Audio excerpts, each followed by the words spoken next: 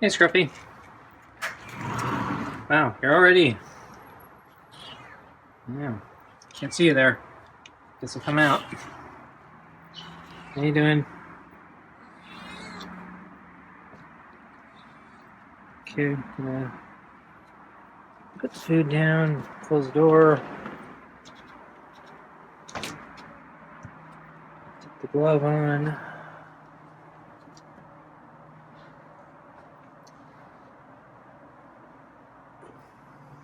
Blinking slowly. Okay. Yeah, Scruffy's ready to go. I'm on time. And I actually fed him more at lunch because I think he's been a little hungrier recently. It was a few days ago he meowed while I was preparing lunch. And then I gave him some extra food that night and he ate it all. And then I gave him extra food, I think the following night, 2 nights, and he's been eating it all. So I gave him extra food today at lunch, and then I'm giving him extra food again at dinner. So let's see what he does. Probably won't increase it any more than this, but I might stay at this if he keeps eating it all. Because a long time ago, when I first started this, he seemed to lose interest in lunch. I think I was feeding him too much, or he wasn't as hungry or something.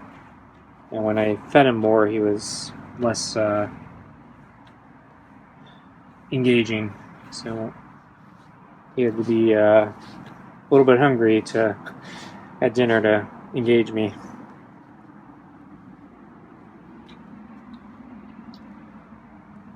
But I guess a lot of times pass, and things have changed. So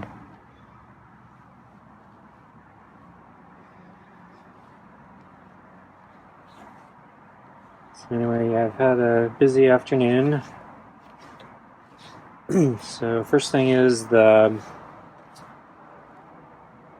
camera battery arrived, and so I spent time this afternoon replacing the battery on my Spawn camera. So as I mentioned, it's been like this for a while, and it's a fire hazard. I should have done this much sooner. But yeah, the battery was bulging really badly. It bulged so badly. At first, it cracked the screen because it created such a bulge that the screen bent around it and cracked. And then after that, it continued to swell, and it got so big that one end of the screen actually popped off. And so the camera has been basically open for a long time now. So it's basically, the battery is swollen inside, and part of the screen has been floating above the rest of the unit. Amazingly, it still worked, but it was not good. And so I finally decided I was going to try to replace the battery.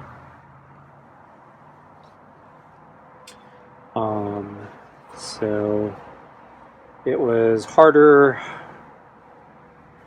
than they showed, mostly because there is adhesive on the bottom of the battery, and there are pull tabs, like these plastic stretchy pull tabs that, if you do it right, are supposed to remove the adhesive, so it's really easy to get the battery out. But if you do it wrong, the little plastic pull tabs tear and break, and then you're stuck and you have to pry the stupid thing out. And of course, that's what happened to me. I don't think it was my fault per se. I don't think I was doing anything wrong, but I think because the battery had swollen so much, the adhesive pull strips couldn't do what they were supposed to do, and they got trapped under the swollen battery. And so I was trying to pry it with flat things without rupturing the battery, and I don't think that actually worked because I think I punctured the battery, which is not good, and I smelled I think the gas, which is probably toxic and not good for me. But too late. That's what happened, and I think the battery was already too far gone. I think to perfectly remove it. But I got it out, and I got the new unit in, and it actually worked first try. So I'm shocked. So my device, I think, is working. So if you see this video and everything looks okay, then yeah, everything worked. And then I have another old unit that also has a swollen battery. I haven't used it forever. Battery was not nearly as swollen as this one, but I don't use that unit anymore. So I thought I'd take out the battery and dispose of the two batteries at the same time. I'll talk about that in a moment. I didn't buy a replacement battery, but I was thinking I'd keep my options open, try to open the thing, take the battery out, and then evaluate later. But that unit is actually much harder to take apart, and I apparently did it wrong, and I cracked the screen, so the unit's pretty much useless. And some of the glass shards, actually, one of them stuck me, and so my finger's been bleeding. And I'm actually, it was right before dinner, it was bleeding again, and I was wondering if there was still a glass shard stuck on my skin. So I was trying to do things to see if I can make sure the shards were out of my skin. So I got some duct tape and was using the adhesive to try to pull up the thing, pull up my skin and see if I could lift up any remaining tiny shards. And then I put a band-aid on it. And so anyway, so unfortunately, that unit's pretty much lost. I took the battery out anyway. And I probably should just dispose of the whole thing, but for now, I'll try keeping it. I'll research how much it is to buy a new screen. Probably not worth it. The unit's really old and it doesn't run much stuff anymore. It was a good unit for its time, but yeah, it didn't age well. This one, on the other hand, that I'm using actually, I think might age much better. And yeah, it's actually funny feeling it in my hand because it's flat for once. Because the thing was so bulged out, I had to hold it funny, and I was also a little afraid of it. So now this one's fine. So it's nice that I can actually grip it. So anyway, the final thing is I had to properly dispose of the batteries, and I was kind of worried about them because of both the toxic gas and just because they were swelling. I know they're a fire hazard, and I didn't really want to keep it in the house. And you can't throw it in the trash because it's an e-waste hazard, and catch fire and cause a lot of damage. So I needed to properly dispose of it. So I needed to find a proper place that would take the battery. So I was looking online where I can dump it. Found an e-waste recycling facility, but unfortunately it was so late in the afternoon they were about to close, and I wouldn't be able to make it. I actually have a dentist appointment tomorrow I need to go to, and it's kind of on the way, but I'd rather do it on the way back because I don't know how long the line will be to drop off things. I don't want to be late to my dentist appointment, but I also don't want to leave the battery in my car in case it gets too hot, and the battery, I'm already worried about catching fire, and I don't want to trap it in a hot car. And then also the gases, if they're leaking, don't want to flood my car with toxic gases either. So fortunately, I found out one of the targets, not sure if all of them, probably, I don't know if it's just some of them or if all of them do it, but yeah, one particular one I found out has a recycling bins in the front of the store, and so they accept phones and batteries and other small e-waste type things. So I did that.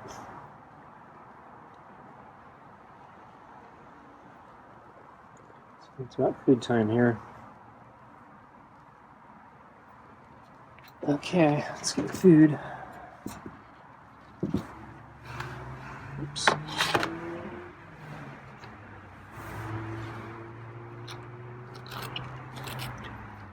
So I got a tougher fur last night. Let's see if I can get this other one.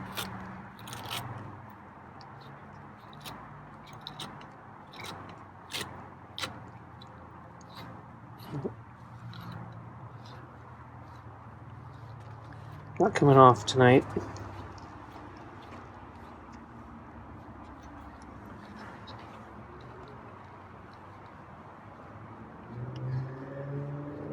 So let's see, at lunch today, Scruffy was thirsty.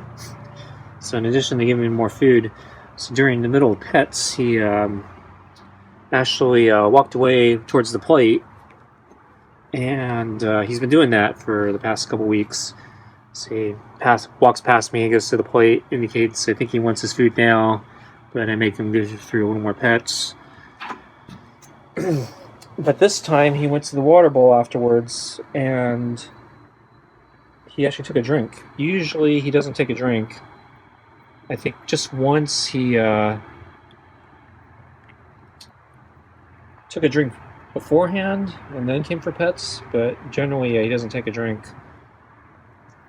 And he'll do pets and then he'll do the drink later. So he's thirsty today.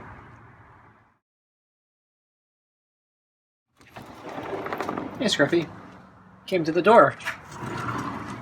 I saw him through the window next to the chair, so I didn't think he was going to come. Wow, got some meows today. I think the weather's supposed to be good.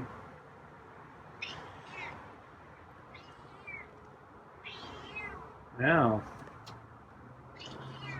Gee, guess you want me to come out, huh? So I'm going to give you a little more kibble today for lunch.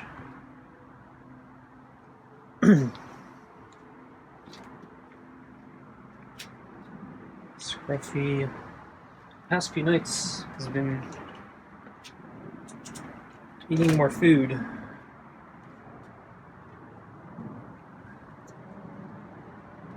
I think he might be a little hungrier, so I'm going to try giving him a little more at lunch just to see what happens today.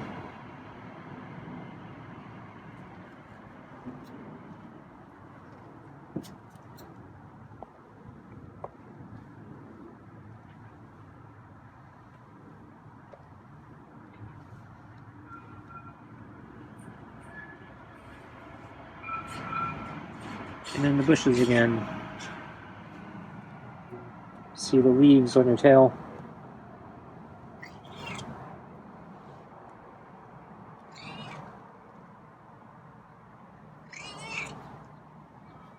When we finish petting you, you're getting more food.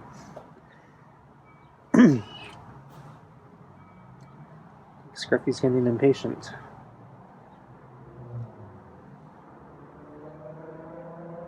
Oh, wow. Scruffy's thirsty. I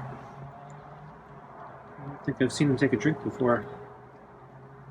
In the middle of pets.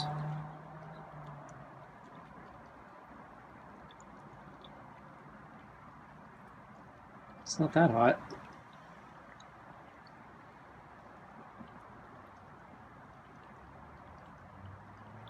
It's actually a little cooler today.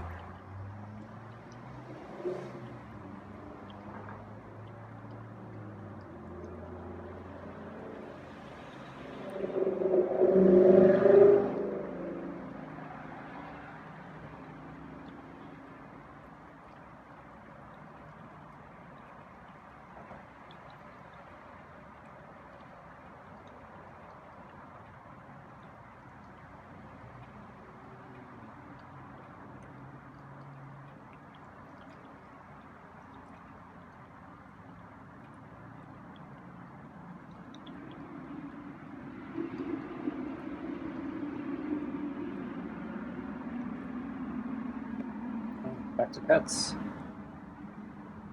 Didn't expect that.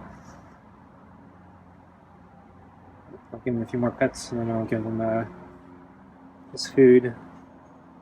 Yeah, I've never seen him take a drink in the middle of pets before and then come back. That's the first. So usually he doesn't drink anything. I think maybe once he took a drink first before pets and then did pets. I think that was like only one time though.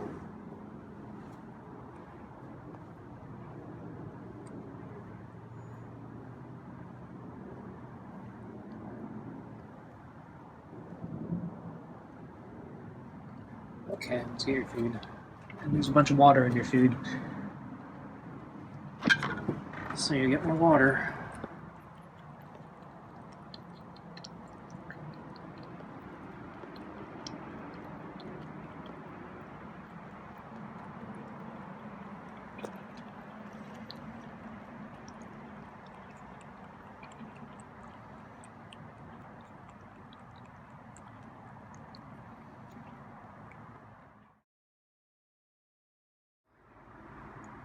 Tonight's dinner is party cuts with real chicken and beef, which is for chicken scraps and kibble. And yeah, there's extra food in there tonight again, so we'll see how he fares. So he gets extra food today at lunch and at dinner. So I'm curious if he finishes everything.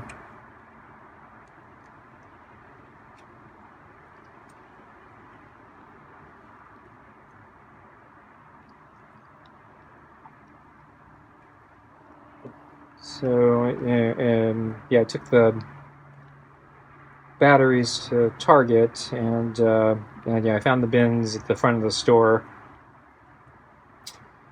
and they had different bins labeled for different things, and yeah, they had one bin for, I think, yeah, phones and MP3, but on the top of all the bins they had like do not put, you know, certain items in these bins. And that, yeah, a big list of types of things you're not supposed to put in each bin. And then I noticed on the bin with the, well, I noticed all the bins had the same exact "don't put these things in there," but it was completely conflicted with what you're supposed to put in there, because one of the things they said don't put in the bin is, you know, batteries, but that's what a phone and an MP3 player are going to have. So that made no sense whatsoever. So I flagged down an employee and wanted him to clarify. I said, "Can I put this in the, you know, the bin here?" And he's like, "Yeah, that's the right one." So yeah, they need to fix that labeling. But anyway, I'm glad it's off my hands now. So hopefully my house won't burn down.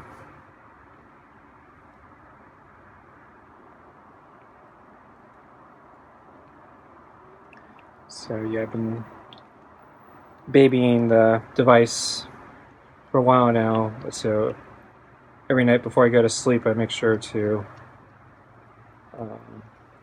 move it back into the kitchen near onto the countertop next to the stove, thinking that if it catches fire, I don't have any. Hopefully, it'll not catch anything and it'll just burn itself out. So, oops, there's a lot of food left. Okay, I'm gonna give me too much food. It's coming back, so spoke too soon. Getting the balls out.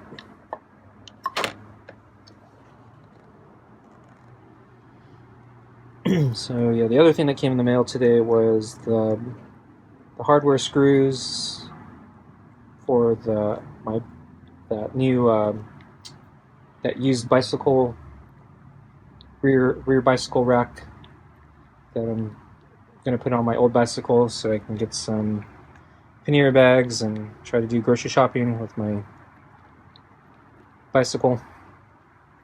So I decided if I was going to go to Target, I wanted to try installing the rack and kind of do a test ride just to see how it goes.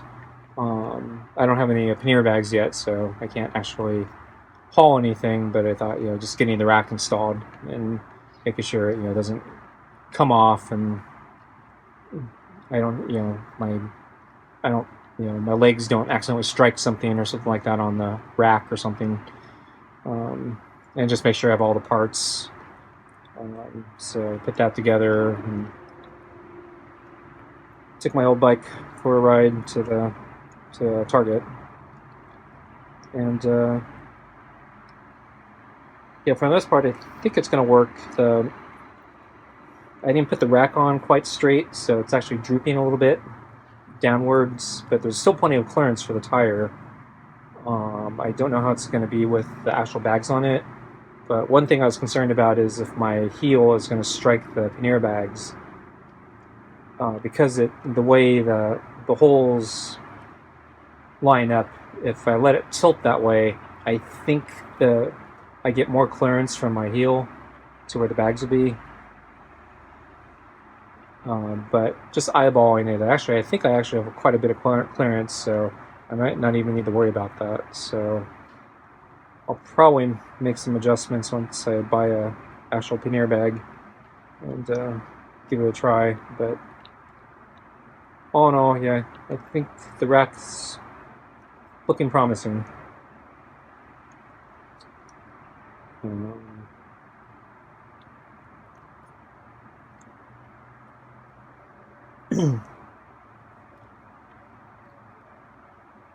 The screws that came with the rack were almost right.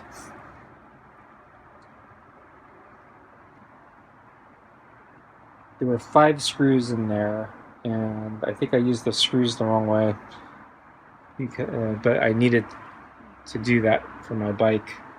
So anyway, looks like Scruffy's done. So he left 6 pieces of kibble, so he actually did pretty good. I might just keep feeding him this amount. And thanks for watching. See you next time. Bye.